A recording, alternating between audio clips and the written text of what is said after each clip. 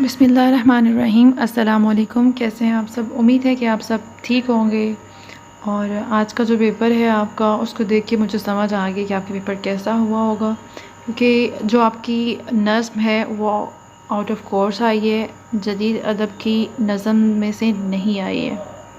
और ये चीज़ आपके गेस्ट पेपर में भी वाज़ा कर दी गई थी कि आपकी या तो जदीद अदब में से आती है नज़म, या कोई भी नज़म वो पूछ सकते हैं कि इसका अपनी फ़िक्री और फ़नी जायज़ा करना है और बताना है कि ये किसकी नज़म है।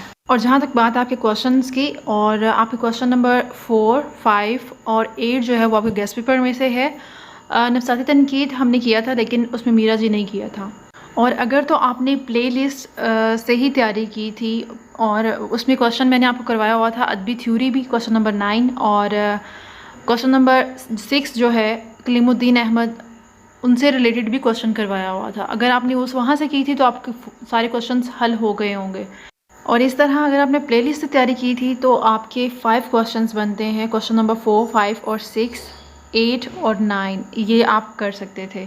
बाकी आपका गेस्ट पेपर जो है वो आपके पास पेपर्स को देखते हुए बनाया जाता है, और ये आपका पेपर काफ़ी हटके है, तो इससे आपने डिसहार्ड नहीं होना। आपका पेपर जैसा भी हुआ है बस दुआ करें अल्लाह से, अल्लाह ताला आपको पास कर दे। और कैसा हुआ पेपर और कौन कौन से क्वेश्चन किया आपने मुझे बताना है। और जैसा भी पेपर हुआ है आपका, अच्छे की उम्मीद रखते हुए नेक्स्ट पेपर की आप तैयारी करें और इसके शौक में नहीं रहना है।